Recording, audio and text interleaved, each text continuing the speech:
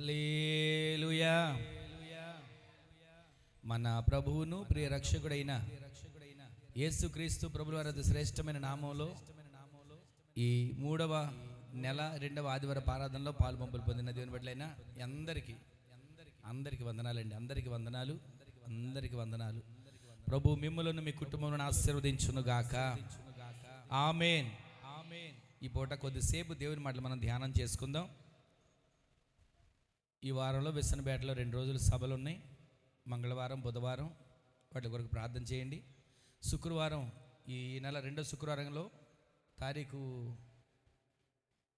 ఎంత వచ్చింది చూడు, 13వ తారీఖు 13వ తారీఖు శుక్రవారం అక్క భాగ్యలక్ష్మి గారు అక్కింట్లో ప్రతి నెలకు ఒకసారి 2వ శుక్రవారం జరుగుతున్న ప్రార్థన కూడిక. ఆ ప్రార్థనకు మీరు అందరూ పాలుపంపులు పొందాలి. అందరూ విన్నారండి? అందరూ పాలుపంపులు పొందాలి. ఎందుకంటే ఒకరు మనకు సంఘంలో కానీ కుటుంబంలో కానీ ఒక కృతజ్ఞత కూడిక పెట్టుకున్నప్పుడు మనందరం పాలుపంపులు పొందాలి. ఎందుకంటే అక్కడ ఏం పెడతారు, ఏమిస్తారు అన్నది ఎవరికీ ఆలోచన లేదు. కానీ చెప్తున్నా, అన్నదానికి కాదు, కానీ మనం వెళ్ళి ఆ ఇంట్లో అడుగు పెట్టినప్పుడు మనందరి పాదాలు వారి కుటుంబం మోపుతుండగానే వారి కుటుంబాలకు క్షేమం కలగాలి. చెప్పండి ఆమేనని. అని మీరు ఎందుకని ఆలోచించారు? మన పాదాలు ఒకరింట్లో మోపినప్పుడు వాళ్ళకి క్షేమం కలగాలి వద్దా? కలగాలి కదండి. అప్పుడు మనం ఏమనాలి? అందరం ఏకస్వరంతో ఆమేనంటే అవునుగాక, ఆమేనంటే కలుగునుగాక, ఆమేనంటే జరుగునుగాక. మీరు ఏదైనా సరే విశ్వసించండి. మీరు ఎక్కడ ఏ ఇంట్లో ఒకవేళ మీరు అడుగు పెడుతున్నా, ఏ కూడికలు అడుగు పెడుతున్నా, ఆ ప్రాంతాలు ఆ కుటుంబాలు దీవించబడాలి. ఆమేన్ చెప్పండి. ఈ రోజున మనం ప్రతి కూడికలో మనం పొందాలి. నాకు ఒక ఆలోచన వచ్చింది. జనవరి నెల వచ్చింది, కొత్త సంవత్సరం వచ్చింది, 3 నెలలు కూడా వచ్చింది. 2 నెలలుగా ఒక కూడిక ఏదైనా ఒక రోజు ఇక్కడ మందిరంలో నా ఆలోచన ఏంటంటే, ఈ సంవత్సరం నుంచి నెలకు ఒకసారి కుటుంబ ఆశీర్వాద ప్రార్థన కానీ ప్రార్థన వీరుల సమావేశం కానీ ఈ రెండింటిలో ఏదన్నా ఒక పేరు మనం ఎంచుకొని ప్రతి నెల సంఘంలో ఒక ప్రార్థన కూడిక జరగాలి. ఆమెను చెప్పండి.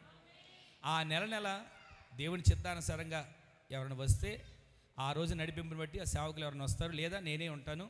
ఏ విధంగా చేతన మన సంఘంలో నెలకు ఒకసారి కూడడం జరగాల వద్దా? చెప్పండి, అందరు చెప్పండి. కూడికి జరగాలి. దానికి ఖర్చుతో పని కాదు. అంటే భోజనాలు ఉంటాయా అవన్నీ తర్వాత అప్పుడు ఆలోచిద్దాం. భోజనాలు ఒకరికి పెట్టుకుంటే ఎంత అవుతుందండి ఖర్చు? నెలకు ఒక్కసారి ప్రభు బల్లారాధన రోజున భోజనాలు జరుగుతున్నాయి. అది పెద్ద కష్టం కాదు. సాంబారు, రైసు, చట్నీ. అలాగే ఒక కుటుంబ ఆశీర్వాద కూడిక సంఘంలో పెట్టుకుంటే ఖర్చు అని కాదు, కానీ మన కుటుంబాలు ఆస్వాదించబడాలి. చెప్పండి ఆమేనని.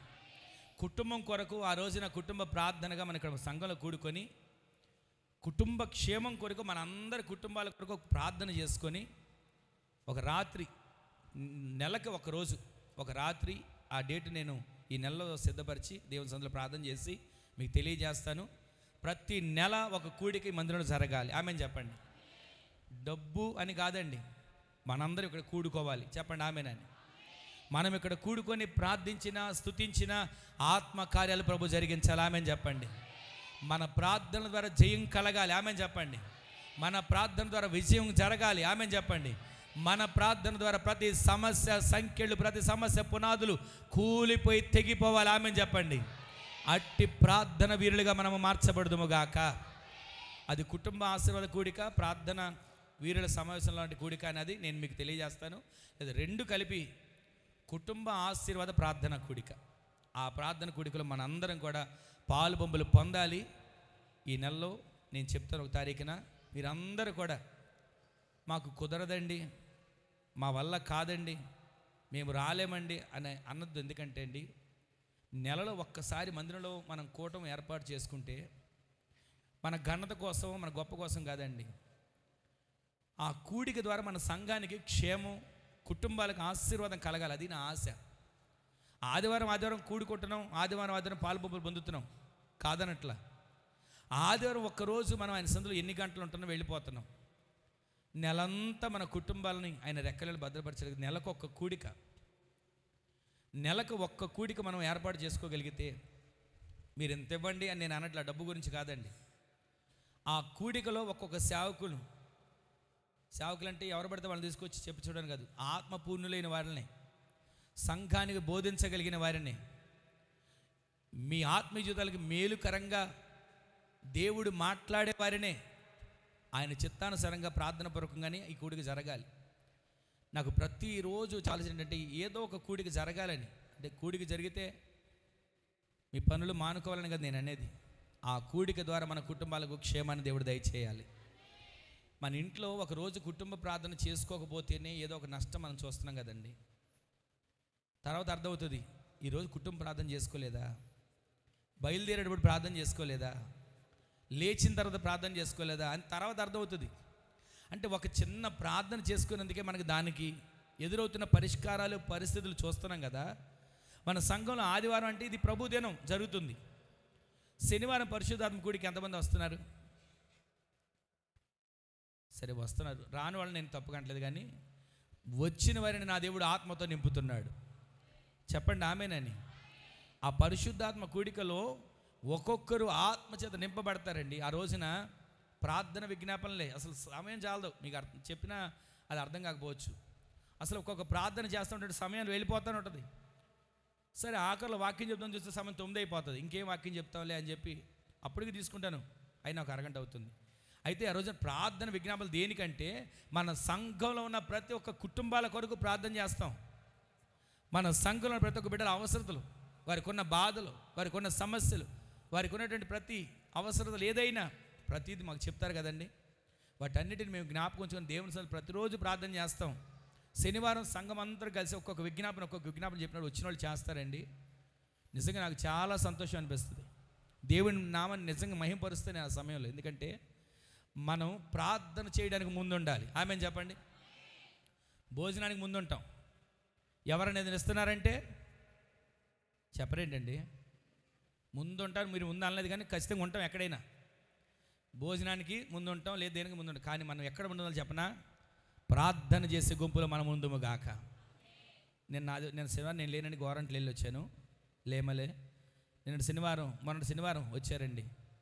నిజంగా ఒక్కొక్కరు ప్రార్థన చేస్తూ ఉంటుంటే నిజంగా నా హృదయం తప్పించిందండి.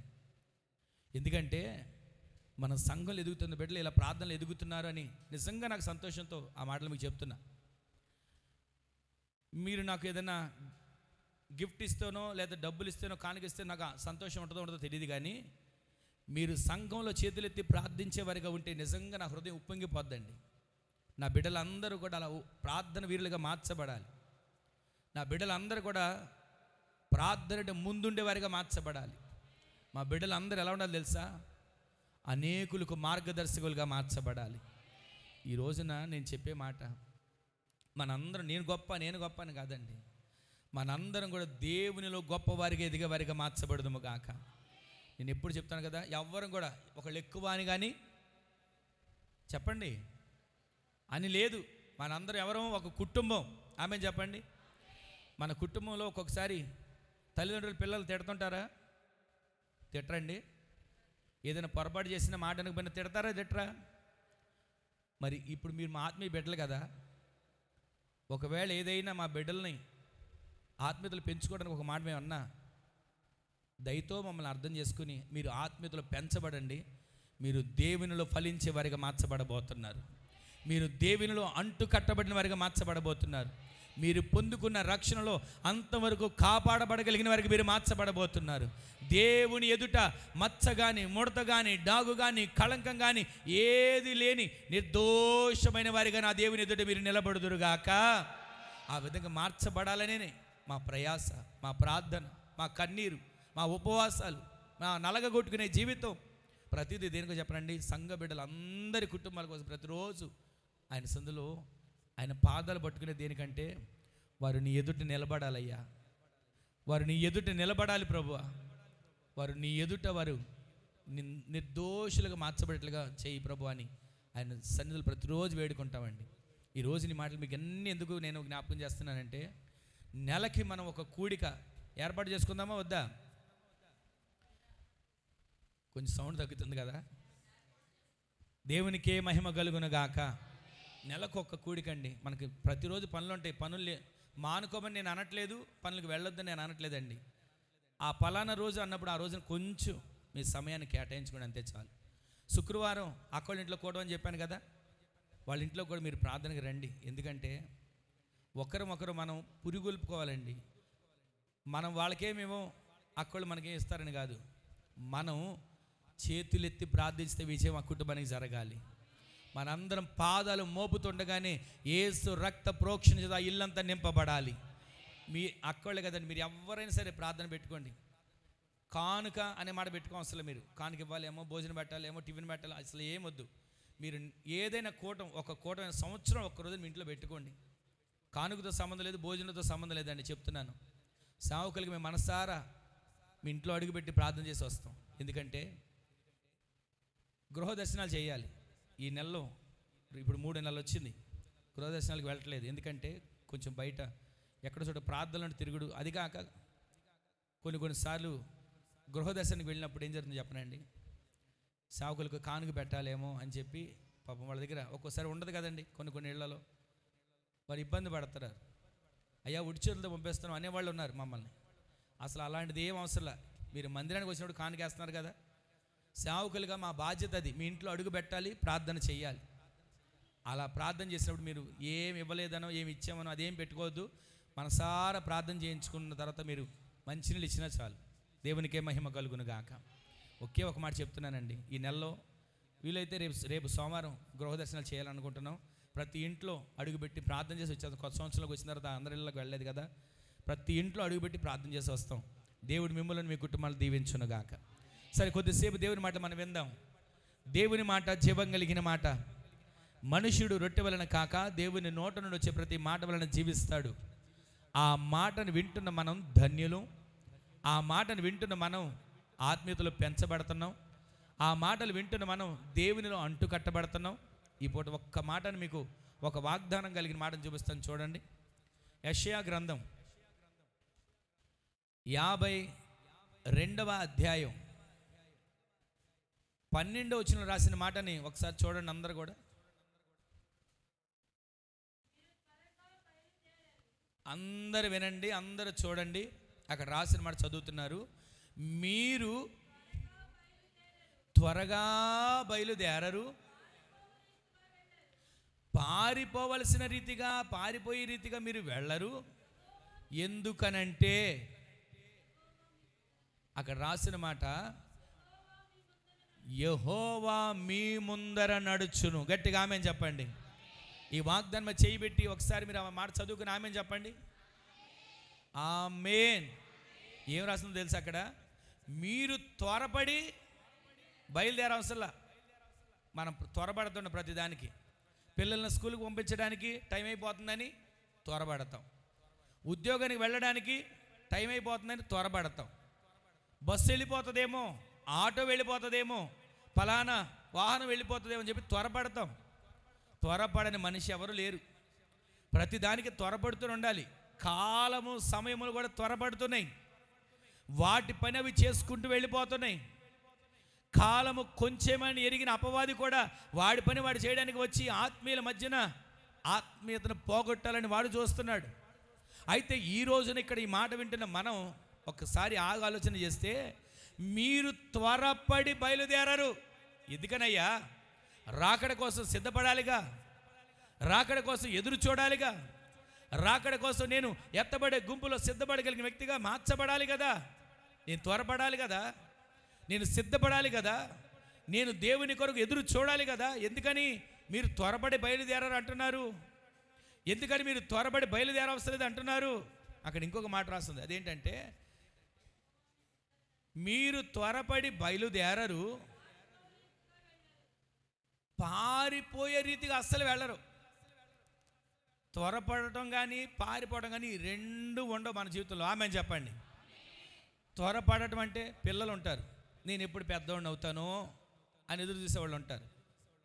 పెళ్ళి కాని వాళ్ళు ఉంటారు, నాకు ఎప్పుడు పెళ్ళి అవుతుందో అని చూసేవాళ్ళు ఉంటారు. పెళ్ళైన తర్వాత వాళ్ళు అనుకుంటారు, నాకు ఎందుకు వచ్చింది పెళ్ళి, ఎందుకు చేసుకున్నానని బాధపడేవాళ్ళు ఉంటారు.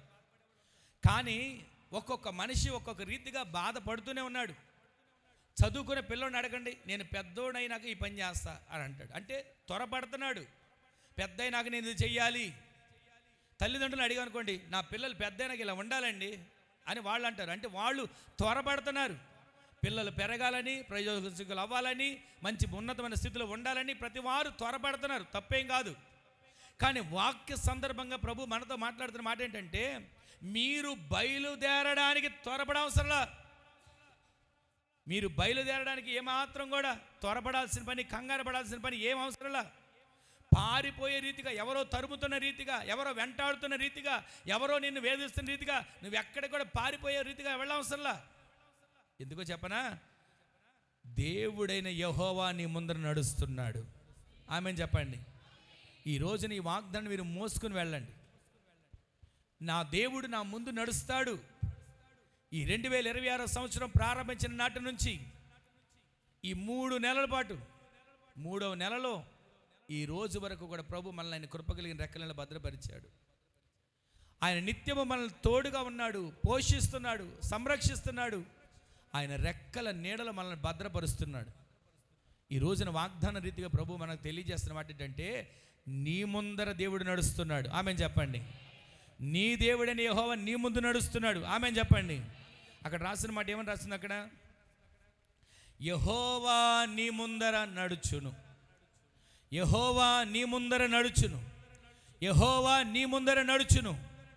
ఇప్పుడు ఆ మాట మీ నోటితో పలకండి మరొకసారి. ఇప్పుడు నా ముందర నడుచునని చెప్పండి మరొకసారి. ఇప్పుడు మీ పక్క వాళ్ళకి కానీ, ఎదురు వాళ్ళకి కానీ, వెనక వాళ్ళకి, మీకు ఎవరికి నచ్చితే వాళ్ళకి యెహోవా నీ ముందర నడుస్తాడని చెప్పండి. చెప్పారా? సంతోషంగా చెప్పండి. ఆమేన్ చెప్పండి. ఇప్పుడు ఏం చెప్పారు మీ నోటితో? యెహోవా మీ ముందర నడుస్తాడని చెప్పారు కదా మీరు. వాళ్ళు మీకేం చెప్పారు? అంటే ఎవరు చెప్పిన మాట ఏ మాట అయింది? వారు నీకు చెప్పిన మాట అయినా, మీరు వారికి చెప్పిన మాట అయినా ఒకే మాట. అంటే మన అందరి మనసులో ఏమన్నా తెలుసా? ఒకే ఆలోచన కలిగి జీవించదుము గాక. మనందరి ఆత్మీయతలో యెహోవా నీ ముందు నడుస్తాడు నీవు ఎదుటి వారికి చెప్పావు కదా, వారు కూడా యెహోవా నీ ముందు నడుస్తాడని చెప్పారు కదా. మనకు తెలిసినంత వరకు ఒక చిన్న బంతిని విసిరి చూడండి గోడకి, మళ్ళీ ఏమవుతుంది? తిరిగి మన దగ్గరికి వస్తుంది, మళ్ళీ చేతిలోకి వస్తుంది. అంటే నీ ఒక్క మాట నువ్వు పలికావు, యెహోవా నీ ముందు నడుస్తాడని. వారు నీ కొరకు పలికారు కదా, ఆ మాటలను నా దేవుడు స్థిరపరచును గాక. ఇప్పుడు మనం నా ముందర దేవుడు నడిచాడు, నా ముందర దేవుడు నడిచాడు అని చెప్పుకుంటున్నాం. కానీ ఒక వ్యక్తి నీ ముందర దేవుడు నడుస్తాడని చెప్తే, ఆ వ్యక్తి చెప్పిన మాటను బట్టి మనం ధైర్యపరచబడతాం. ఆ వ్యక్తి చెప్పిన మాటను బట్టి మనం పురిగొల్పబడతాం. ఆ వ్యక్తి చెప్పిన మాటను బట్టి మనం ఏం చేస్తాం తెలుసా? మరింతగా బలాన్ని చేకూర్చుకుంటాం. అవును కదా, నా దేవుడు నా ముందు నడుస్తున్నాడా, నా దేవుడు నాతో నడుస్తున్నాడా, నా దేవుడు నాకు ఆయన తోడుగా ఉన్నాడా అని ప్రతిరోజు ఆయన గురించి తలస్తూ, ఆయన గురించి ధ్యానిస్తూ, ఆయన గురించి ఆలోచిస్తూ మన ఆత్మజీవితంలో మనం ముందుకు సాగుతామండి. అక్కడ రాసిన మాట, యెహోవా నీ ముందర నడుస్తాడు కనుక నీవు త్వరపడి బయలుదేరాల్సిన పని లేదు. ఆయన ముందరున్నాడు, ఆయన చూసుకుంటాడు కదా, ఆయన ముందున్నాడు. నీ ముందు ఆయన ఉంటే చాలండి. నువ్వు ఏది అప్పులు ఎలా తీర్చుకోవాలో, సమస్య ఎలా తీర్చుకోవాలో, రోగం ఎలా కుదుర్చుకోవాలో, సమస్యల నుంచి ఎలా బయటపడాలో ఏది నువ్వు భయపడక్కర్లా. నీ ఒకే ఒక్క మాట పలుకు, అయ్యా నా ముందర నీవు నడవాలి. చెప్పండి ఆమేనని. నా ముందర నీవు, ఆ మాట మీరు పలకండి. ప్రతిరోజు మీరు లేచి లేవగానే నా ముందే అప్పులలో వస్తారు, నా ముందే సమస్యలు వస్తారు, నా ముందే బలహీనత వస్తుంది అని మనం దిగులు పడిపోతున్నాం. అందుకన్నాడు నీవు త్వరపడి బయలుదేరవసరలా. ఏ పరిస్థితి నుంచి గట్టి ఎక్కడానికి ఎటు వెళదాం, ఏ పరిస్థితి నుంచి దాటడానికి ఎటు పరుగు పెడదాం అని ఏమాత్రం నీవు దిగులు చెందనవసరం లేదు. విశ్వసించండి. ఈ మాట దేవుని మాట, నా మాట కాదు. ఆయన మహిమ కలిగిన మాట నీ కొరకు విడుదలవుతుండగా, ఆయన మహిమ కలిగిన మాట నీ కొరకు ప్రత్యక్షపరచబడుతుండగా, ఆయన మహిమ కలిగిన మాట నీ కొరకు ఆయన నీకు ముందుగా నడిచే దేవుని దూతగా దిగి వస్తుండగా నీవు విశ్వసించు, నా ముందర నా దేవుడు ఉన్నాడు. నాకు ఈ పూట ఏం చేయాలి ఆయనకు తెలుసు కదా, ఈ పూట ఎలా నడవాలి ఆయనకు తెలుసు, నన్ను ఏ మార్గంలో నడిపించాలని తెలుసు. అయితే మనం ఏం చేయాలి తెలుసా? ఆయనకు అప్పగించుకోవాలి. అయ్యా ఈ దినమంతా నీవు నా ముందర నడిస్తే నీ ఆలోచన ప్రకారంగా నేను జీవిస్తా. ఈ దినమంతా నీవు నా ముందర నడిస్తే నీకు నచ్చినట్టు నేను చేస్తా. నా నోట కానీ, నా మాటలో కానీ, నా చూపులో కానీ, నా వినికిడిలో కానీ, నా హృదయంలో కానీ ఎక్కడ కూడా నీకు అభిధేయమైనది కానీ, నీకు అయిష్టమైనది కానీ నాలో ఉండకుండా నేను సరి చేసుకోవాలంటే నా వల్ల కాదయ్యా, నేను సరిచేయబడాలంటే నాకు చేత కాదయ్యా, నా ముందర నీవు నడువు, నీవు నా ముందర నడిస్తే నా జీవితంలో నేను ఏదైనా సాధించగలను, నీవు నా ముందర నడిస్తే నా జీవితంలో నేను ఎంతైనా చేయగలను అనే విశ్వాసంతో మన అడుగులు ముందుకు వేయదముగాక. ఇంతకీ ఆయన మన ముందు నడిస్తే ఏమవుతుందో మూడు విషయాలు క్లుప్తంగా మీకు జ్ఞాపకం చేసి నేను ప్రార్థన చేస్తాను. విస్తారంగా చెప్పను, క్లుప్తంగా సమయానుకూలంగానే మీకు త్వరగానే ఆ మాటలు మీకు చెప్పి ప్రార్థన చేస్తాను. ఒకసారి ద్వితీయోపదేశకాండం 20వ అధ్యాయం 3వ వచనాన్ని 4వ వచనాన్ని ఒకసారి చూడండి. ద్వితీయోపదేశకాండం 20వ అధ్యాయం 3వ వచనాన్ని 4వ వచనాన్ని అందరూ చూడండి. ఆ మాటలు, ఇశ్రాయేలీయులారా వినుడి,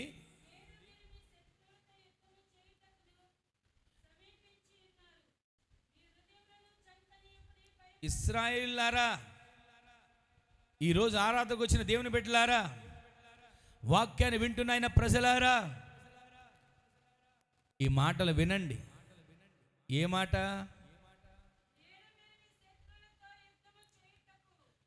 నేడు మీరు మీ శత్రువులతో యుద్ధము చేయుటకు. మనం ఏం చేస్తాం తెలుసా? ప్రతిరోజు మన సమస్యలతో యుద్ధం చేయడానికి సమీపిస్తుంటాం. ప్రతిరోజు మనకి ఏదో ఒక పోరాటం ఉంటాయండి. నాకు పోరాటం లేదు అన్నవాళ్ళు ఉండరు. నాకు ఈ పోరాటం లేదండి వాళ్ళ అంటాకి లేదు. ప్రతిరోజు ఏదో ఒక పోరాటమే. ఒక మాట చెప్పనా, నాకే పోరాటం లేదు అన్నవాళ్ళు ఉంటే ఒకసారి దేవుని గట్టిగా స్తోత్రం చెప్పండి. పిల్లలు కూడా చెప్పలేదండి. అంటే ప్రతి ఒక్క వ్యక్తిలో ఏదో ఒక పోరాటం ఉందనే కదా దాని అర్థం. ఆ పోరాటంతో మనం ఏం చేస్తున్నాం తెలుసా? యుద్ధం చేయడానికి సమీపిస్తున్నాం. నేనండి ఈ సమస్య నుంచి గట్టెక్కుతా, నేనండి ఈ కష్టం నుంచి బయటపడతా, నా శక్తితో, నా సామర్థ్యంతో, నా తెలివితో, నా జ్ఞానంతో నేను బయటపడగలనండి అని మనం అనుకుంటున్నాం. అక్కడ రాసిన మాట తెలుసా? ఇశ్రాయేలులారా, ఓ ఇశ్రాయేలులారా, ఈ మాట వినండి, ఒకసారి ఆలకించండి. మీ శత్రువులతో మీరు యుద్ధం చేయడానికి మీరు సంసిద్ధులవుతున్నారు. మీ శత్రువులతో మీరు యుద్ధం చేయడానికి సిద్ధపడుతున్నారు. అయితే ఒక్కసారి నా మాట వినండి. ఇప్పుడు చదవండి ఆ మాట. మీ శత్రువులతో మీరు యుద్ధం చేస్తానికి వెళ్ళేటప్పుడు మీరు ఎలా ఉన్నారు తెలుసా? హృదయంలో జంకి ఉన్నారు. ప్రతిరోజునండి మన హృదయంలో ఏదో ఒక జంకేటువంటి పరిస్థితి రావట్లేదా? ఇక్కడ మనం వింటున్న ప్రతి ఒక్క మాట, పరిశుద్ధాత్మతోడు మనతో మాట్లాడుతున్న ప్రతి ఒక్క మాట మన జీవితాల్లో ఆ భయాల గురించి కదా నేను చెప్పేది. ఎలా భయపడుతున్నాం, ఎంత భయపడుతున్నాం, ఎప్పుడు భయపడుతున్నాం, ఆ భయాన్ని గురించి నేను చెప్పట్లా.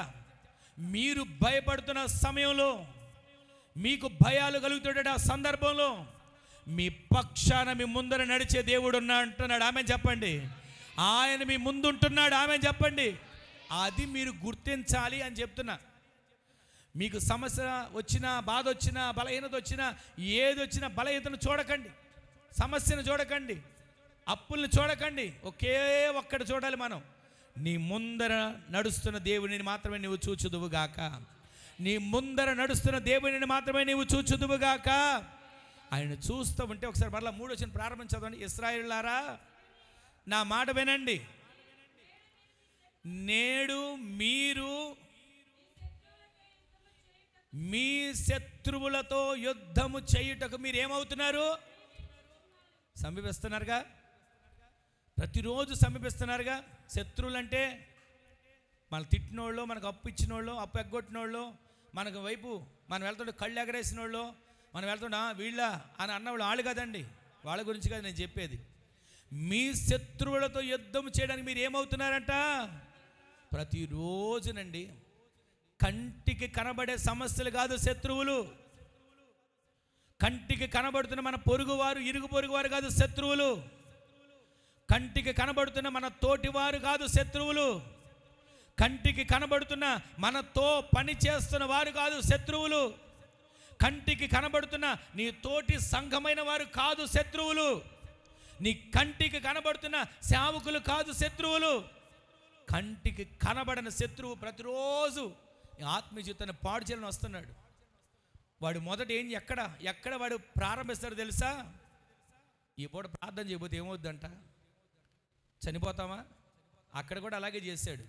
పండు తింటే ఏమవుద్దంట? చనిపోతారా? చావనే చావరు అని చెప్పాడండి హితబోధ. ఆ బోధ లోబడిపోయింది తల్లి హవమ్మ. వెంటనే వెళ్ళింది, పండు కోసుకుంది, ఆమె తింది, తన భర్తకి ఇచ్చింది. జరిగింది ఏంటంటే, చనిపోతారు మీరు చనిపోరు అనే మాట వినింది. కానీ ఇక్కడ చనిపోవడం అంటే మనిషి చనిపోయి మట్టిలో పాతి పెడతాడు అన్న దాని గురించి కాదు. మహిమ దేహాన్ని పోగొట్టుకున్నారు, ఆత్మీయంగా చనిపోయారు. వారు ఆత్మీయంగా చనిపోయారు కాబట్టే తోటలోంచి బయటికి నెట్టివేయబడ్డారు. ఈ రోజున దేవుని మాటలు వింటున్న మనం సమస్యలను చూసి, పరిస్థితులను చూసి, ఆటంకాలను చూసి, వాటిని చూసి ఈ పూట నేను బాగానే ఉన్నానులే, రేపు బాగానే ఉందిలే, తర్వాత సంవత్సరం తర్వాత బాగానే ఉంటుందిలే అనుకుని సరిపెట్టుకోవడం కాదు. నీ కంటికి కనబడిన శత్రువు ప్రతిరోజు నీతో యుద్ధం చేయడానికి సమీపిస్తున్నాడు. నీ కంటికి కనబడిన శత్రువు ప్రతిరోజు నీకు పోరాటాలు కలుగు చేస్తున్నాడు. అప్పుడు దాకా బాగానే ఉంటామండి, అప్పుడు దాకా బాగానే ఉంటాం. అన్నం పెట్టుకున్న దగ్గర మెతుకు కింద పడిన దగ్గర వస్తుంది గొడవ. చిలికి చిలికి చిలికి ఏమవుతుందంట? అది గాలి వానైపోయి పెద్ద సమస్య అయిపోద్ది. తర్వాత ఎక్కడొచ్చింది గొడవ అని చెప్పి తిరగేసి భూతాతం పెట్టి ఎక్కడొచ్చిందని వెతికితే అసలు ఎక్కడొచ్చిందో గొడవ కూడా అర్థం కాదు. అసలు మీరు ఎందుకు గొడవ పడ్డారు? ఏం లేదండి, కారణం లేదు. ఈ రోజున ఈ మాటలు వింటున్న మన జీవితంలో ఒక్కసారి మనం ఆలోచన చేసినట్లయితే, ఆయన అంటున్నాడు, మీ శత్రువులతో మీరు యుద్ధం చేయడానికి సమీపిస్తున్నారు. అయితే మీ శత్రువు ఎవరు? కంటికి కనబడేవాళ్ళు కాదు, నీకు వ్యతిరేకంగా మాట్లాడేవాళ్ళు కాదు నీ శత్రువులు. ఒకవేళ నీకు నష్టపరిచిన వాళ్ళు కాదు నీకు శత్రువులు. ఏమండి, నష్టపరిచిన శత్రువులు కాదా? వారు మాకు నష్టపరిచిన శత్రువులు కాదండి. ఎందుకో చెప్పనా? దావీదు త్రోవ పక్కన వెళ్తున్నాడు. కన్న కొడుకు దావీదును చంపాలని, రాజ్యం లాక్కోవాలని ప్రయత్నాలు చేస్తుంటే కొడుకుని ఏం అనలేక, తన దగ్గర అన్ని చేయగలిగిన సామర్థ్యం ఉన్నా కాలుకు చెప్పులు లేకోకుండా తల మీద ఒక వస్త్రం కప్పుకొని వెళ్ళిపోతున్నాడండి దావీదు. ఆ సమయంలో ఒక వ్యక్తి, షిమి అనే వ్యక్తి అన్నాడు, చీపో, నీది ఒక బతికేనా దావీదు అని నోటుకు వచ్చినట్లు మాట్లాడాడండి. దావీదు పక్కన ఉన్న వ్యక్తి అన్నాడు, ఒక్క ఆగ్నివయ్యా, వాడి నోరు లెక్కండి కానీ భూములు పాతేస్తాను అని అన్నాడు. అప్పుడు ఏమన్నా తెలుసు దావీదు? అలాగే చేసి అని అనలేదండి. ఒక్క మాట అన్నాడు, దేవుడే అతన్ని ఒకవేళ దూషించమని ఆజ్ఞ ఇచ్చాడేమో, మనం ఎందుకు దానికి అడ్డుపడాలి? దేవుడే ఒకవేళ అతన్ని ఇలా అనమని చెప్పి అతను ప్రేరేపించాడేమో, మనం ఎందుకు దానికి అడ్డు చెప్పాలి అని అన్నాడండి. ఈ రోజున మనల్ని దూషించేవాళ్ళు, మనల్ని నష్టపరిచేవాళ్ళు వాళ్ళు కాదండి మన శత్రువులు. మన కంటికి కనబడని మనము పోరాడుతున్న శత్రువులు ఉన్నారు. చెప్పానుగా, ఒక ముద్ద అన్నం వండుకొని తినే దగ్గర వస్తుంది గొడవ.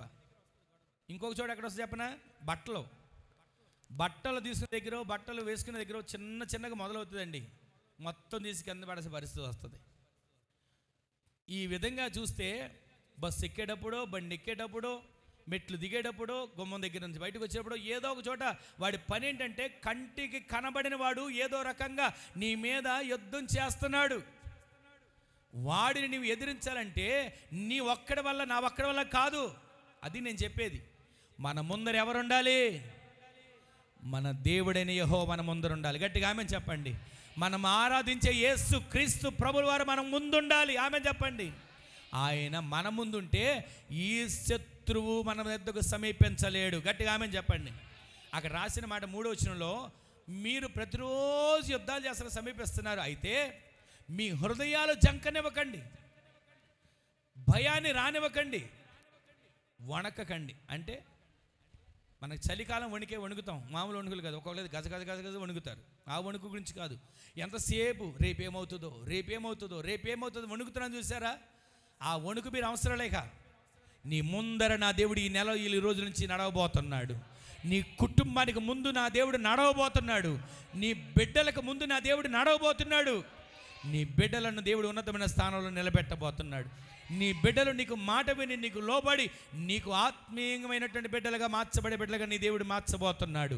ఈ రోజున విశ్వసించండి, నా దేవుడు నాకు ముందు నడవాలి. ఆమె చెప్పండి. ఆ దేవుడు ముందు నడిస్తే మీరు వణకవసరలా, భయపడవసరలా, దిగులు పడవసరలా, హృదయాలు జంకనవసరలా. యోహాను సువార్తలో మాట్లాడదు కదా, మీ హృదయంలో కలవరపడనివ్వకండి. ముందు మనకు వచ్చేదే కలవరం, ముందు మనకు వచ్చేదే ఆలోచన, ముందు మనకు వచ్చేదే భయం. అయితే మన హృదయాలు జంకకూడదు, మనం వణకకూడదు, మనము ఏ రకంగా కూడా భయపడకూడదు. ఎందుకని భయపడకూడదు అన్నాడు. వాక్యాన్ని కంటిన్యూ చేయండి.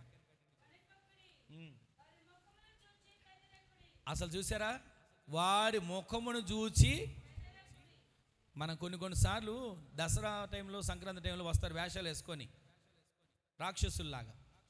వాళ్ళని చూసి పిల్లలే కాదు పెద్దవాళ్ళు కూడా భయపడతారు, అంత భయంకరంగా ఉంటారు. ఆ బొమ్మను చూసి భయపడడం కాదంట, అసలు వాడే నీ ముందుకు వచ్చినా సరే నువ్వు భయపడకూడదు. ఆమె చెప్పండి. వాడే నీ ముందు నిలబడ్డా సరే యేసు నామములో వాడిని ఏం చేయాలి? నీవు గద్దించాలండి. ఆమె చెప్పండి. నీ కుటుంబంలోకి వాడు వస్తున్నాడు, నీ బిడ్డల దగ్గరికి వాడు వస్తున్నాడు, నీ కుటుంబంలో నీ ఆత్మజీవితం పోగొట్టడానికి వాడు వస్తున్నాడంటే అప్పుడు నువ్వేం చేయాలి? పత్రికలు ఉంది కదా, అపవాదిని ఎదిరించండి. అప్పుడు వాడు ఏం చేస్తాడు? మనం ఏం చేయాలి? మనం గద్దించేవారిగా ముందుముగాక. ఇప్పుడు పిచ్చుకొక్క ఒకటి వస్తుందండి రోడ్డు అమ్మట, మనం వెళ్తున్నప్పుడు మనం ఏం చేస్తాం దాన్ని? ఆహా ఎంత బాగా వస్తుంది పిచ్చుకొక్క, కరుస్తాకు వస్తుంది, నా పిక్క బాగుందని వస్తుందని అనుకుంటామా? చెప్పరేంటండి? వెంటనే ఏం చేస్తాం? మనం గద్దిస్తాం, ఎదిరిస్తాం, సరే కర్ర పట్టుకుని దాన్ని బెదిరించడం, కొట్టడానికి చేస్తాం. మరి నీ ఆత్మీయ జీవితాన్ని పాడు చేయడానికి వస్తే అపవాదిని ఎందుకు గద్దించట్లా? ప్రార్థన జీవితాన్ని పాడు చేయడానికి వచ్చే ఆ అపవాదిని ఎందుకు గద్దించట్లా? నీ బిడ్డల భవిష్యత్తును పాడు చేయాలని చూస్తే ఆ అపవాదిని ఎందుకు గద్దించట్లా? ప్రతిరోజు నీ ఇంట్లో గద్దించే అనుభవాన్ని నీవు కలిగి ఉందువుగాక. ఆ గద్దించేది మన ఆలోచనతో కాదు, పరిశుద్ధ గ్రంథమైన ఈ దేవుని వాక్యాన్ని పట్టుకుని గద్దించే వారిగా మనం మార్చబడదుము గాక. ఈ పరిశుద్ధ గ్రంథంలో రాయబడిన ప్రతి ఒక్క మాట మన ఆత్మీయ జీవితాలు వెలుగు కలిగే విధంగా, ఆ మాట ప్రకారం మనం దుష్టుడిని ఎదిరించి మన ముందు దేవుడు నడుస్తున్నాడు అనేటువంటి రీతిగా మనం జీవించేటట్లు నా దేవుడు సహాయం చేయను గాక. ఇప్పుడు ఆ మాటలకి కంటిన్యూ చేయండి ఒకసారి. వాడి ముఖాన్ని చూసి అసలు బెదరకండి. ఇది ఈ మాట చాలా ప్రాముఖ్యమైనది. మీతో,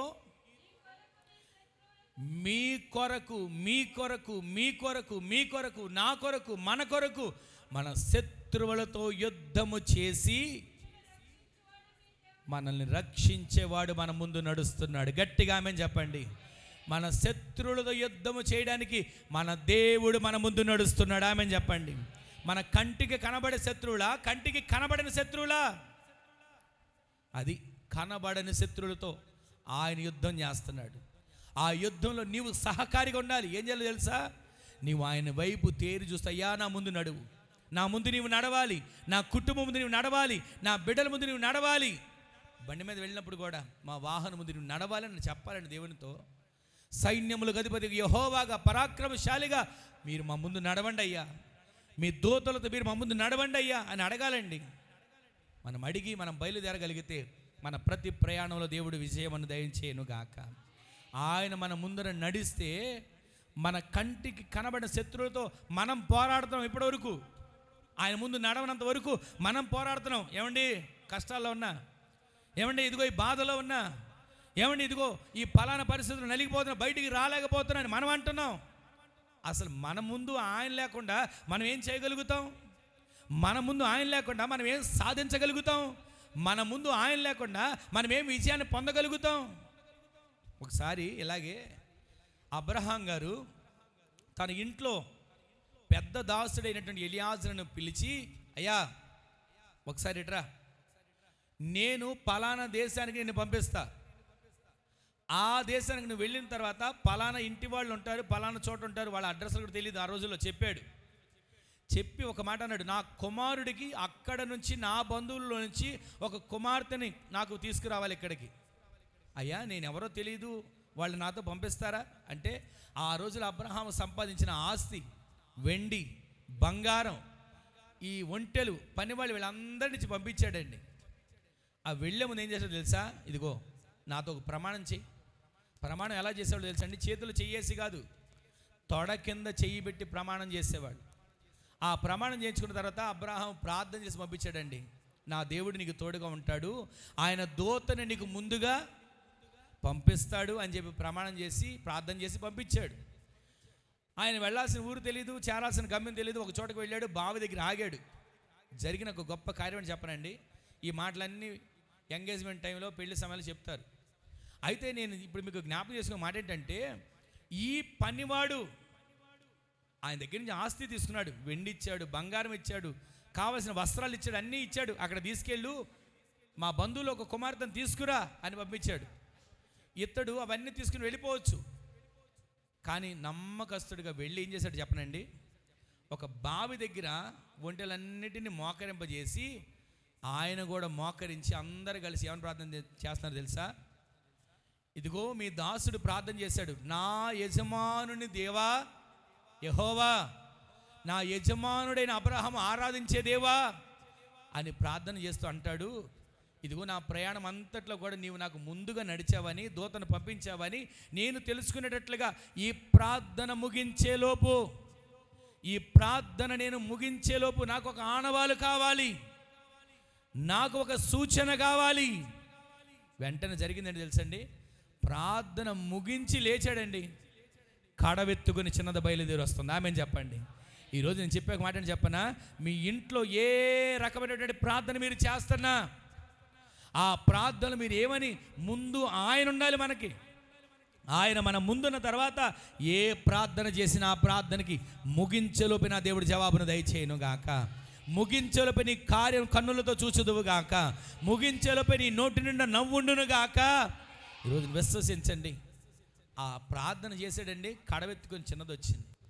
ఈరోజు నేను చెప్పే మాట ఏంటంటే, మనం ఇంట్లో కానీ మన కుటుంబంలో కానీ మనం చేసే ప్రార్థనలో ముందు ఆయన్ని పెట్టుకోవాలి. ప్రయాణంలో ఆయన ముందు పెట్టుకోవాలి. ఆయన ప్రయాణంలో ముందు ఒక దూత నడిచాడు, చేరవలసిన గమ్యానికి చేర్చాడు. యాకోబు కూడా అంటాడు, అయ్యా ఇదిగో ఇక్కడ నువ్వు నాకు దర్శనంలో కనపడ్డావు, ఆకాశం నుంచి భూమి మీదకి నిచ్చెన వేయబడినట్లు చూచా, ఇక్కడి నుంచి బయలుదేరి వెళ్తున్నా, నేను వెళ్ళిన మార్గంలో నీవు నాకు తోడై ఉంటే, నీ దూతను నాకు తోడుగా వచ్చి నడిపిస్తే మరలా నేను వస్తాను, ఇదిగో ఈ స్థలం దేవుని మందిరమే అని రాయి పోసి నూనె పోసాను కదా, ఇక్కడ మందిరం కడతా అని చెప్పి వెళ్ళాడండి. ఈరోజు ఇవన్నీ నేను ఎందుకు జ్ఞాపకం చెప్పనా, మన ముందర ఆయన దేవునిగా నడవాలి. ఆమెను చెప్పండి. అక్కడ రాసిన మాట, నీ దేవుడని యెహోవా నీకు ముందర నడుస్తాడు, నడవాలి. అలా నడిచేటట్లుగా మన కుటుంబంలో ప్రతిరోజు మన ప్రార్థన జీవితం కలిగి ఉందముగాక. అక్కడ నేను చెప్పే మాట ఏంటంటే, ఎలియాజరు మోకరించాడు, ఒంటెల మీద వచ్చిన వాళ్ళు మోకరించారు. ఇంకా గొప్ప విశేషం ఏంటంటే, ఒంటెలు కూడా మోకరించాయి. మన ఇంట్లో పిల్లలు మోకరించగలుగుతున్నారా? మన ఇంట్లో పిల్లలు మోకరించగలుగుతున్నారా? మోకాళ్ళ జీవితంలో ఎంతసేపు ఉండగలుగుతున్నారు? ఇబ్బంది ఉందండి, నాకు మోకాళ్ళు నొప్పులండి అని చెప్పి సతికిలు పడే వాళ్ళు ఉన్నారు. ఆ బలహీనత ఉంటే దాని గురించి తప్పు అనట్లేదు, కానీ మనకిచ్చిన మోకాళ్ళు, మనకిచ్చినటువంటి ఈ శరీరం, మనకిచ్చినటువంటి ఈ బలం, దేవుడు మనకిచ్చిన ఈ రక్తం, దేవుడు మనకిచ్చిన ఈ ఆరోగ్యం దేవుని కొరకు ఖర్చు చేయకపోతే ఎందుకండి? దేవుడు మనకిచ్చిన ఈ అవయవం ప్రతిదీ కూడా దేవుని కొరకే ఖర్చు అవ్వాలి. ఆమె చెప్పండి. దేని కొరకు ఖర్చు చేస్తున్నాం? ఈ శరీరం, ఈ అవయవాలు, ఈ ఆరోగ్యం, దేవుడు మనకి ఇచ్చినటువంటి ఈ జీవితం దేని కొరకు ఖర్చు అవుతుంది? భక్తులు పాట పాడతారండి, ఇది నీవిచ్చిన జీవితం నీ పాదాలకే అంకితమయ్యా. ప్రతిరోజు కూడా అండి మనం మోకరించినప్పుడు, బలహీనత లేదని అనట్లా, బలహీనత ఉంది, కానీ ఆ బలహీనతలో కూడా నా దేవుడు నీకు పరిపూర్ణమైన శక్తిని ఇవ్వబోతున్నాడు. మోకరించాలనే మనసుంటే, ప్రార్థన చేయాలనే మనసుంటే, నా దేవుడు నీవు మోకరించగానే జవాబు కడవెత్తుకుని నీ ముందు వచ్చేట్లుగా నా దేవుడు చేయబోతున్నాడు. ఆ ప్రార్థన జీవితం లేకపోతే, పరిస్థితులు అనుకూలంగా లేకపోతే, మనం ప్రార్థన చేయలేని వారిగా ఉంటే గనక ఏ జవాబు మనం చూడలేమండి. ఎక్కడ వేసిన గొంగళి అక్కడే, ఎక్కడ వేసిన పరిస్థితులు అక్కడే, ఎక్కడున్న ఆటంకాలు అక్కడే, ఎక్కడున్నటువంటి ఇబ్బందులు అక్కడే అలాగే ఉండిపోతుంటాయి. అందుకే మనం ప్రతిరోజు కూడా ప్రార్థనలో ఆయనను కలుసుకునే వారిగా మనము మార్చబడదుము గాక. ఆయన అంటున్నాడు, నీ ముందర ఆయన యుద్ధము చేయడానికి, నీ శత్రువులతో యుద్ధము చేయడానికి ఆయన నిన్ను రక్షించడానికి దిగి వచ్చాడు. ఆమేన్ చెప్పండి. ఆయన నీ ముందర నడుస్తున్నాడు. ఆమేన్ చెప్పండి. ఆయన నీ కుటుంబానికి ముందర నడుస్తున్నాడు. ఆమేన్ చెప్పండి. ఆయన నీ బిడ్డలకు ముందు నడుస్తున్నాడు. ఆమేన్ చెప్పండి. ఈ సంవత్సరపు ఈ 3వ నెల ఈ తారీఖు 8వ తారీఖు లెక్కేసుకోండి. ఈ రోజు నుంచి నీ ముందర నీ దేవుడని యెహోవా నడుస్తున్నాడు, నడుస్తున్నాడు, నడుస్తున్నాడు. దానికి మీరు సాక్షులుగా మార్చబడుదురు గాక. ఈ రోజున ఈ మాటలు వింటున్న తర్వాత అక్కడ రాసిన మాట, ఆయన మీ శత్రువులతో యుద్ధము చేసి నిన్ను రక్షిస్తాడు. అందుకు ఆయన నీ ముందర నడుస్తున్నాడు. శత్రువులు అని చెప్పాను కదా, ఎవరెవరో మన ఇరుగు పొరుగు వాళ్ళు, డబ్బు ఇవ్వాల్సిన వాళ్ళు, అప్పు ఇచ్చి తీసుకున్న వాళ్ళు, వీళ్ళు కాదండి. ఒకవేళ నిన్ను నష్టపరిచిన వాళ్ళు కాదండి. నిన్ను ఒక మాట అన్నారో వాళ్ళు కాదండి. నీ శత్రువులు, కంటికి కనబడిన శత్రువుతో నీవు పోరాడుతున్నావు. ఆ పోరాటంలో నీకు బలం చాలకపోతే, ఆ పోరాటంలో నీకు విజయాన్ని పొందలేకపోతే, నా దేవుడు నీ పక్షమై నీ ముందర నడిచి నీ శత్రువులతో పోరాడి నీ శత్రువులతో యుద్ధము చేసి ఆయన నీకు జయమిచ్చి నిన్ను రక్షించునుగాక. అందుకు నీ శత్రువులతో యుద్ధం చేయడానికి ఆయన నీ ముందు నడుస్తున్నాడు. ఇంకా 2 మాటలు ఉన్నాయి, సమయం ఇంటికట్టు అయిపోయింది. వాటిని క్లుప్తంగా మీకు జ్ఞాపకం చేస్తాను, చూడండి ఒకసారి ఆ మాటను కూడా. యెషయా గ్రంథం 45వ అధ్యాయం 2వ వచనం. అందరు కూడా చూడండి. యెషయా గ్రంథం 45వ అధ్యాయం 2వ వచనం. అందరు చూడండి. నేను నీకు ముందుగా పోవచ్చు, మెట్టగానున్న స్థలములను సరళం చేయబోతున్నాను. ఆమేన్ చెప్పండి. ఆయన మూలవాక్యాలు చదివాము. నీ దేవుడని యెహోవా నీ ముందర నడుస్తాడు, నీ దేవుడని యెహోవా నీకు తోడుగా నడుస్తాడు. అక్కడ మనం చదివినటువంటి 52వ అధ్యాయం 12వ వచనం మాట ఏంటంటే, యెహోవా మీ ముందర నడుస్తాడు. ఆయన మీ ముందర నడిస్తే మొట్టమొదటి కార్యం, మీ శత్రువులతో, మీ కంటికి కనబడే శత్రువులతో ఆయన యుద్ధము చేసి మీకు జయమిస్తాడు, మిమ్మల్ని రక్షిస్తాడు. రెండవది, ఆయన నీ ముందర నడిస్తే జరిగే కార్యం ఏంటంటే, ఇక్కడ రాసిన మాట చెప్పండి, మీరు నోటితో చెప్పండి. మెట్టగా ఉన్న స్థలములను, అది రెండో కార్యం. దీన్ని మేము వివరించట్లేదు కానీ మీకు జ్ఞాపకం చేస్తున్నా. మెట్టగా ఉన్న, ఏది మెట్టగా ఉంది మీరు ఒకసారి ఆలోచించండి. ఏది మెట్టగా ఉంది నీ ముందు? ఏది మెట్టగా ఉంది మీ కుటుంబం ముందు? ఏది నీవు దాటలేని అడ్డుంది? ఏది నీవు ఈదలేని సముద్రం ఉంది? ఏది నీవు పోరాడలేని సమస్య మెట్టగా ఉంది? మనకు తెలుసు కదండి. మన ముందు ఏది మెట్టగా ఉందో మనకు అర్థమైపోతుంది. ఆ మెట్టగా ఉన్నటువంటి ప్రతి స్థలాన్ని కూడా నా దేవుడు ఈ సంవత్సరం ఈ రోజు నుంచి సరళం చేయబోతున్నాడు. దాని ముందు మీరు ఏది పెట్టుకుంటారో పెట్టుకోండి. ఏ సమస్య ఉందో, అప్పులు ఉన్నాయా మెట్టగా, దాన్ని సరళం చేస్తాడు. ఆమెన్ చెప్పండి. బలహీనత ఉందా మెట్టగా, దాన్ని సరళం చేస్తాడు. ఆమెన్ చెప్పండి. ఆర్థిక ఇబ్బందులు ఉన్నాయి మెట్టగా, దాన్ని సరళం చేయబోతున్నాడు. ఆమెన్ చెప్పండి. ఇబ్బందులనే మెట్టలన్నిటిని నా దేవుడు సరళం చేయబోతున్నాడు. పిల్లల మాట వినట్లేదా? మెట్టగా ఉన్నారా? ఈ రోజు నుంచి మీరు విశ్వసించండి, దానిని సరళం చేయబోతున్నాడు. ఈ మాటలన్నీ వింటున్న మన జీవితంలో ఆయన ముందర, యెహోవా మీ ముందర నడుస్తాడు అని మనం చెప్పాం కదా ఒకరితో. ఈ మాటను దేవుడు స్థిరపరచునుగాక. 3వ మాట నేను చెప్తాను, ఆ క్లుప్తంగా మాట ఏంటంటే, నిర్గమకాండంలో ఒక మాట, ఆ మాట చదవండి, ప్రార్థన చేసుకుందాం. 13వ అధ్యాయం 21, 22 వచనాలు చదవండి.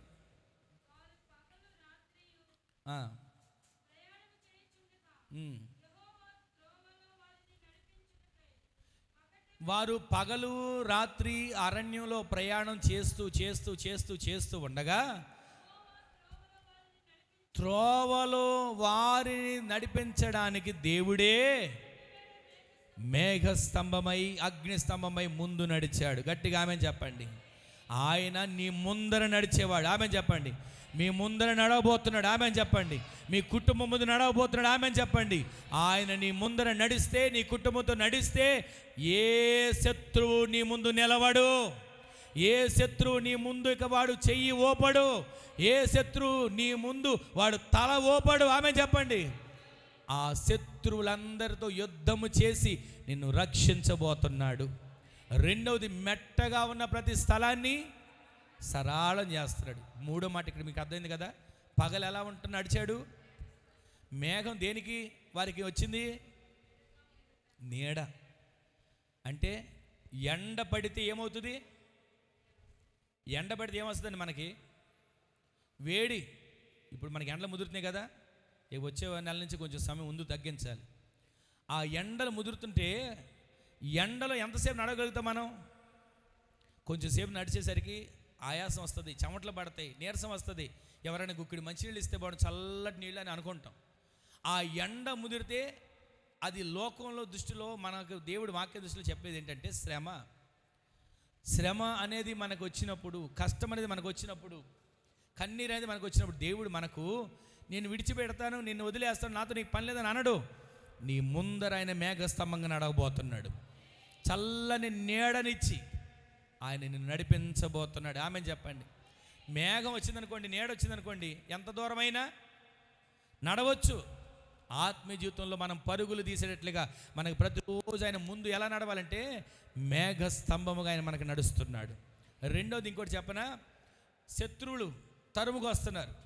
ఎదరు చూస్తేనేమో ఎర్ర సముద్రం. అక్కడికి వచ్చేసరికి వాళ్ళకు వచ్చినటువంటి కోపం, వాళ్ళకు వచ్చినటువంటి ఆ ఆందోళన మామూలుగా లేదండి. వెంటనే దేవుడో దేవుడు అన్నావు. ఏడయ్యా దేవుడు? ఎర్ర సముద్రం ముంచడానికి తీసుకొచ్చాడా? ఎర్ర సముద్రం మమ్మల్ని చంపడానికి తీసుకొచ్చాడా? ఒక మాట చెప్పనండి, తీసుకుని వెళ్ళమంది ఈ ప్రజల్ని ఎవరు? మోషేను ఈ ప్రజలు తీసుకుని వెళ్ళమని చెప్పింది ఎవరండి? దేవుడే.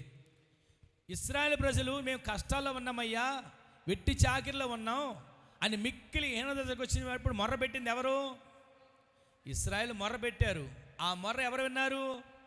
దేవుడు విని ఆయనే విడిపించవచ్చుగా, డైరెక్ట్గా ఆయనే వచ్చి ఇశ్రాయేలు ప్రజలు విడిపించవచ్చుగా.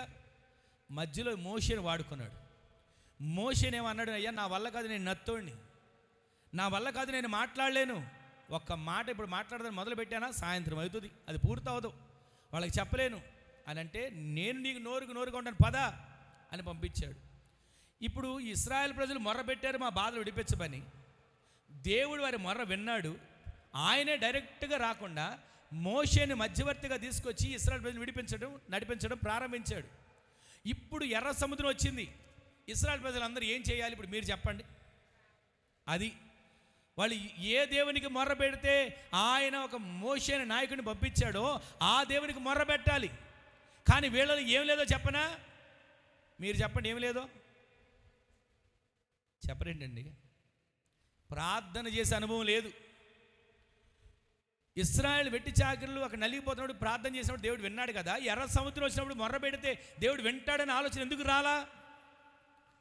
ఇక్కడికి వచ్చి ఏమన్నా తెలుసా? మోషే ఏమైపోయాడు? ఈ మోషే, మన మోషే కూడా కనపట్లేదు, రావట్లేదు. ఈ మోషే ఏమైపోయాడు? మమ్మల్ని నడిపించినాడు, మా కుటుంబాలను ఎర్ర సముద్రంలో చంపుదాం తీసుకొచ్చాడా? ఎర్ర సముద్రంలో మేము ఇక్కడ మా కుటుంబాలు నీట మునిగి చనిపోవాలని తీసుకొచ్చాడా అని మోషే మీద అరుస్తున్నారండి. ఒక మాట చెప్పనా, ఎవరికి కోపం వచ్చినా కోపం ఎవరి మీద చూపిస్తారు చెప్పండి? ఎవరికి కోపం వచ్చినా ఎవరైనా చూపిస్తారు? మగవాళ్ళు కోపం వచ్చిన బయట ఏదైనా పనుల్లో, ఇంట్లోకి రాగానే పిల్లల మీదో ఆ ఇంటి ఇళ్ళ మీద చూపిస్తారు. అలాగే ఇంట్లో ఆమె కోపం వచ్చింది అనుకోండి, ఎవరి మీద చూపిస్తుంది? ముందు పిల్లల మీదో, ఇక ఒకవేళ ఆయన అనే ధైర్యం లేదనుకోండి, ఎవరిని చూపిస్తుంది? ఎవరి మీద చూపిస్తుంది? అలాగే వీళ్ళు కూడా దేవుని ఏం అనలేక ఎవరి మీద చూపిస్తున్నారు కోపం? మోషే మీద చూపిస్తున్నాడు. ఏమైపోయాడు మోషే? మమ్మల్ని నడిపించినాడు, తీసుకొచ్చినాడు, ఏమైపోయాడు? నోటికి వచ్చినాడు మాట్లాడుతున్నాడు. అయ్యా అయ్యా అయ్యా ఇక్కడే ఉన్నా, ప్రార్థన చేస్తాను అని. ఎంతసేపు ఏం చేయడం తెలుసండి? వాళ్ళ ముందు మోకరించి దేవుని సందులో ప్రార్థన చేసేవాడండి. అప్పుడు దేవుడు ఏమన్నా తెలుసా? ఎందుకు మీరు కంగారు పడుతున్నారు? ఎందుకు మీరు దిగులు పడుతున్నారు? మీ ముందు నేను మేఘస్తంభాన్ని పెట్టానా? నేను నడిచాక మేఘస్తంభంగా, రాత్రి అగ్నిస్తంభంగా నడిచానుగా. ఇది నా ముందు ఎంత ఈ సమస్య? ఎందుకు మీరు కంగారు పడుతున్నారు? వాళ్ళు ఎందుకు నీ మీద తిరగబడుతున్నారు? నీ చెయ్యి చాపు, నీ చేతిలో ఉన్న కర్రను చాపు. కర్ర చాపాడండి, సముద్రం పాయలైపోయింది. ఇశ్రాయేలు ప్రజలు ఏం చేశారో తెలుసు? దానికి ముందు వెంటనే వెనక్కి తిరిగి చూసి వాళ్ళ దగ్గరికి వెళ్ళిపోతాం, బానిసలుగా మారిపోతాం, వాళ్ళకి మేము దాసోహం అయిపోతాం, తప్పు అయిపోయిందని ఒప్పుకుంటాం అని మనసు మార్చుకోబోతున్నారండి వాళ్ళు. కష్టం వస్తే అటు, బాధ వస్తే ఇటు, మేలు కలిగితే ఇటని మన దారులు కాదండి. మనము దేవుని సందులో ఏది మనకు దేవుడు ఇచ్చినా ఇవ్వకపోయినా ఈ ప్రాణం ఉన్నంత వరకు, ఈ దేహం మట్టిలో కలిసేంత వరకు ఆయనను పట్టుకొని మనం అడుగులు వేసేవారిగా మార్చబడదుము గాక. ఆయన సన్నిధిలో ఆయనను మాత్రమే సేవించేవారిగా మార్చబడదుము గాక. ప్రతిదినం ఆ విధంగా మనం జీవిస్తేనట ఆయన మూలవాక్యం చదివాం కదా, యెహోవా ఎక్కడ నడుస్తాడు? నీ ముందర నడుస్తున్నాడు. ఆమెను చెప్పండి. నీ ముందర నడుస్తున్నాడు. ఆమెను చెప్పండి. ఆయన నీ ముందర నడిస్తే శత్రువుల మీద ఆయన నీ పక్షమై యుద్ధము చేసి నీకు జయమిచ్చి నిన్ను రక్షిస్తాడు. రెండోది, ఆయన నీ ముందర నడిస్తే ఏం చేస్తాడు? మెట్టగా ఉన్నా ప్రతి స్థలం, ఆ మెట్టగా అంటే మట్టి అని అనుకోకండి. మీకున్న సమస్య ఏదైనా చదును భూమిగా మార్చబడబోతుంది. మీ సమస్య ఆరిన నేలగా మార్చబడబోతుంది. మీ సమస్యకి మీ ముందు కన్నుల ముందు కనబడకుండా దేవుడు చేయబోతున్నాడు. ఆ ఐగుప్తు సైన్యం పరుగు తీసుకుంటూ వచ్చారా? గుర్రాల మీద, ఆ రథాల మీద, ఇనప రథాల మీద వచ్చారా? వెంటనే ఆ నీటిలో దారి కలిగితే ఇశ్రాయేలు నడుస్తుంటే వాళ్ళు కూడా వచ్చారండి. చివరికి ఒక మాట చెప్తున్నా వినండి. వాళ్ళు కూడా వచ్చారు. వాళ్ళు నడిచారు. మేము నడిస్తే ఏమైంది? మేము నడవలేమా అనుకున్నారు. హెబ్రీ పత్రికలో ఉంటుంది, వారును అలాగు చేయజూచి ఆ ఎర్ర సముద్రంలో వెళ్ళారండి. ఒడ్డుకు వెళ్ళిపోయారు ఇశ్రాయేలు. మరలా మోషే ఆ చేతిని కర్రను సముద్రంలో పెట్టాడు. వెంటనే జరిగింది తెలుసా? గోడలుగా ఉన్న నీళ్లు మరలా కలవడం మొదలైంది. వెంటనే ఆ శత్రువులు ఇక వెనక్కి వెళ్ళడానికి లేక, ముందుకు వెళ్ళడానికి లేక మధ్యలో మునిగిపోయారు. ఆమెను చెప్పండి. ఈరోజు నీ శత్రువు ఎంతవరకు నిన్ను తరిమాడు, ఎంతవరకు నిన్ను బాధించాడు, ఎంతవరకు నిన్ను కలవరబెట్టాడు, ఎంతవరకు నిన్ను కృంగదీశాడు, ఎంతవరకు ఇక నీవు ముందుకు వెళ్ళలేవు అని చెప్పాడు. కానీ ఒక్క మాట చెప్తున్నా వినండి. ఎంతవరకు నిన్ను తరిమిన శత్రువు, ఎంతవరకు నిన్ను వెంటాడిన శత్రువు, ఎంతవరకు నీ మీద జయాన్ని చూచిన శత్రువైనా ఈ రోజు నుంచి నా దేవుడు నీ పక్షమై నీ ముందర నడుస్తున్నాడు. వాడు ఎంతవరకు నీకు పోరాటంగా ఉన్నటువంటి శత్రువు ఇక నీకు కనబడకుండా చచ్చిన కళేబరాలుగా మార్చబడబోతున్నాడు. వాడు ఎర్ర సముద్రంలో తెల్లారి చూసి అంటాడు, ఇదిగో వీడే కదా మన తరుముతో వచ్చాడు, ఈ రథంతోనే కదా మన తొక్కుదాని వచ్చాడు, ఈ రథంతోనే కదా మనం ఈడ్చుకుని వెళ్దాని వచ్చాడు అని ఆ శత్రు కళేబరాలను చూసి ఇశ్రాయేలు ప్రజలు మాట్లాడుకున్నట్లుగా నీ సమస్య తొలగిపోవడం చూసి, నీ కన్నీరు తొడవబడడం చూసి, నీ జీవితంలో మంచి రోజులు నీవు చూడడం చూసి నీ దేవుని మహిమపరిచే రోజులు రాబోతున్నాయి. నీ దేవుని ఘనపరిచే రోజులు రాబోతున్నాయి. ఒక్క మాట చెప్తున్నాను, నీ ముందర ఆయన నడవాలి, నీ కుటుంబం ముందర ఆయన నడవాలి, నీ బిడ్డల ముందర ఆయన నడవాలి. అలా నడిస్తే నీ శత్రువుల మీద నీకు జయమిచ్చి నేను రక్షించబోతున్నాడు. అలా ఆయన నడిస్తే నీకు మెట్టగా ఉన్న స్థలాలు సరళం చేయబోతున్నాడు. అలా ఆయన నడిస్తే నీకు పగల మేఘస్తంభమై, రాత్రి అగ్నిస్తంభమై నీకు తోడుగా ఉండి వెలిగివ్వబోతున్నాడు. అలా నీవు నడిస్తే ఆయన నీకు నడిస్తే ఆయన నీ శత్రువులకి నీ కన్నుల ముందు ఉండకుండా వారు ఎర్ర సముద్రంలో మునిగిపోయేట్లుగా నా దేవుడు చేయబోతున్నాడు. ఈరోజైనా ఈ మాటలు విన్న తర్వాత అయినా ఒక్కసారి, అయ్యా నీవు నా ముందర నడవాలి, నా కుటుంబంతో నడవాలి, నా బిడ్డలతో నడవాలి, అలా తీర్మానం చేసుకుని వాళ్ళందరూ కూడా ప్రార్థన చేసుకుని మోకరించండి. అందరూ కూడా మోకరించండి. ఒక చిన్న ప్రార్థన చేసుకుని అందరూ కూడా మోకరించండి.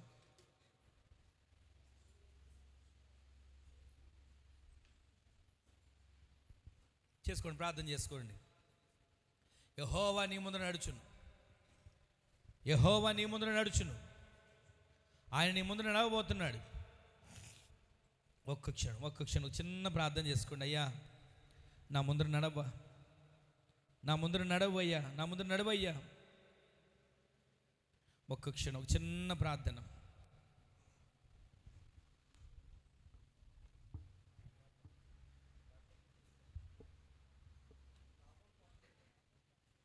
ఒక్క క్షణం ఒక చిన్న తీర్మానంతో ప్రార్థన చేసుకోండి.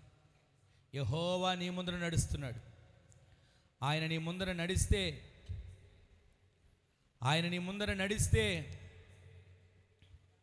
నీ శత్రువులతో యుద్ధం చేస్తాడు, నీకు జయమిస్తాడు, నిన్ను రక్షిస్తాడు. ఆయన నీ ముందర నడిస్తే మెట్టగా ఉన్న స్థలాలన్నీ సరళం చేస్తాడు. ఆయన నీ ముందర నడిస్తే పగలు మేఘస్తంభమై, రాత్రి అగ్నిస్తంభమై తోడే నడుస్తాడు. నీ శత్రువులందరి మీద నీకు విజయం ఇవ్వబోతున్నాడు. ఒక్క క్షణం ఒక చిన్న ప్రార్థన చేసుకోండి. ఒక చిన్న ప్రార్థన చేసుకోండి.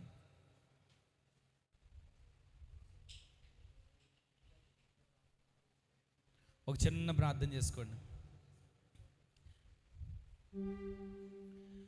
సహాయకుడా, నిత్య స్తోత్రార్హుడా,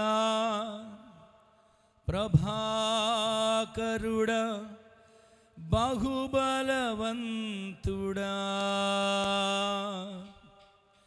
సత్యవంతుడా, మహాపరిశుద్ధుడా, ఆరాధనకు యోగ్యుడా,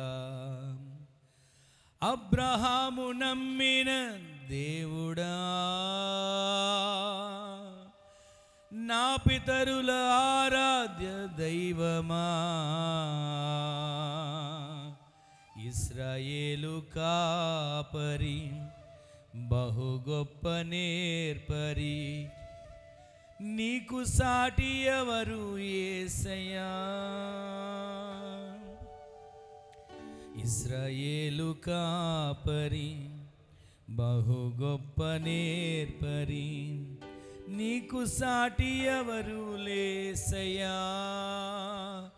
సహాయకుడా, నిత్య స్తోత్రార్హుడా, ప్రభాకరుడా, బహుబలవంతుడా,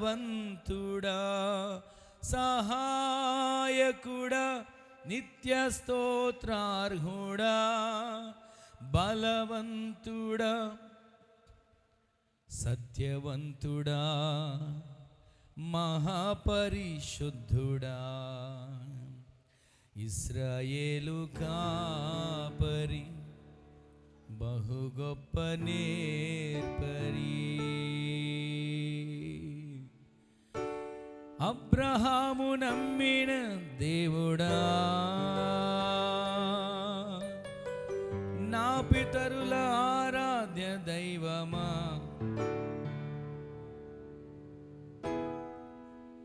అబ్రహాము నమ్మిన దేవుడా, నా పితరుల ఆరాధ్య దైవమా, ఇశ్రాయేలు కాపరి, బహు గొప్ప నేర్పరి, నీకు సాటి ఎవరు యేసయ్యా.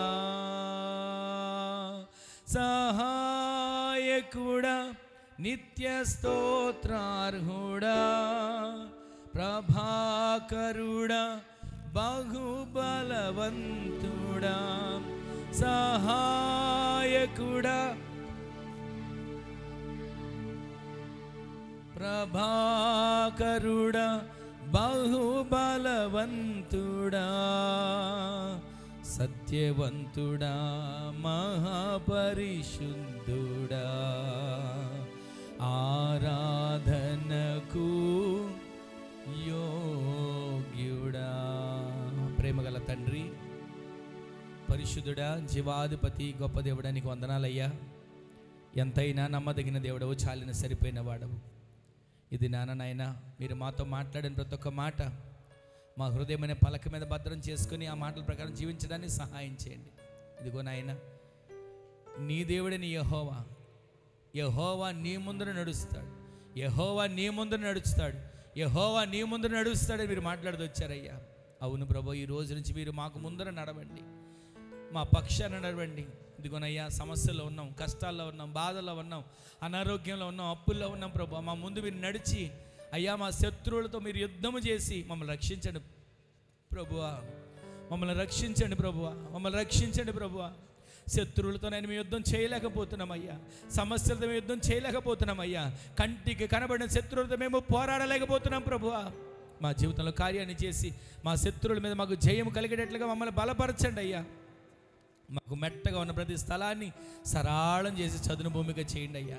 అయ్యా, పగలు మేఘస్తంభమై రాత్రి అగ్నిస్తంభమై ఇశ్రాయేలు ప్రజలు మీరు తోడుగా నడిచినట్లుగా మాకు మీరు తోడుగా నడిచి మాకు జయాన్ని కలుగు చేయండి ప్రభు. ఆశీర్వదితులు కార్యాలు జరిగించి ఈ మాటలు విన్న ప్రతి ఒక్క బిడ్డల కుటుంబాలను దీవించి ఈ విధంగా ప్రార్థించుకోవడానికి కృప చూపించమని ప్రార్థిస్తూ మరొక్కసారి అయ్యా, ఇదిగో ఈ వారం అంతా నేను బిడ్డలు చేసుకుని వ్యాపారాలు, ఉద్యోగాలు, వ్యవసాయాలు, చేతి పని, కూలి పని, బిడ్డలు చదువులు, వెళ్ళే మార్గాల్లో కాపుదలు దయచేయండి. బలహీనలుగా ఉన్న వారిని మీరు ముట్టి స్వస్థపరచండి, ఆరోగ్యాన్ని ప్రసాదించండి. కనికరించి కార్యాలు చేసి ఆశీర్వదితులు కృప చూపించి అద్భుతాలు జరిగించమని ఈ రోజు నుంచి మీరు ముందర నడుస్తున్నందుకు మీకు వందనాలు. ఈ రోజు నుంచి మీరు ముందర నడుస్తున్నందుకు మీకు వందనాలు. ఈ రోజు నుంచి మీరు ముందర నడుస్తున్నందుకు మీకు వందనాలు. అంటే బలమైన కార్యాలు చేసి ఘనమైన మీ నామానికి మాత్రమే మీరు మహిమను తెచ్చుకుంటున్నందుకై కృతజ్ఞతలు తెలియజేస్తూ నజరేయుడైన యేసుక్రీస్తు పరిశుద్ధమైన శక్తిగల నామంలో స్తుతించి ప్రార్థించడానికి వేడుకొని పొందుకొని ఉన్నాము తండ్రి. ఆమేన్, ఆమేన్, ఆమేన్. మన తండ్రి అయిన దేవుని యొక్క ప్రేమ, కుమారుడును ప్రభు అయిన యేసుక్రీస్తు ప్రభుల వారి యొక్క కృప, మహాకనికరం, పరిశుద్ధాత్మ దేవుని యొక్క అన్యోన్య సహవాసమైన సన్నిధి ఇప్పుడును ఎల్లప్పుడూ నిరంతరము మనకును మనవలె ప్రార్థించే సకల పరిశుద్ధులకును ఈ దినాన సన్నిధిలో చేరిన కూడి వచ్చిన ప్రతి వారికి వారి కుటుంబములకును ఈ వారమంతా చేసుకునే ప్రతి మార్గాలకు వెళ్ళే ప్రయాణాలకును జీవనోపాధికి బిడ్డల చదువులకు ఈ పరిచర్యకు కృపా సమాధానములు సదాకాలం సమృద్ధిగా తోడై ఉండి నడిపించును గాక. ఆమేన్, ఆమేన్. హల్లెలూయా, హల్లెలూయా, హల్లెలూయా.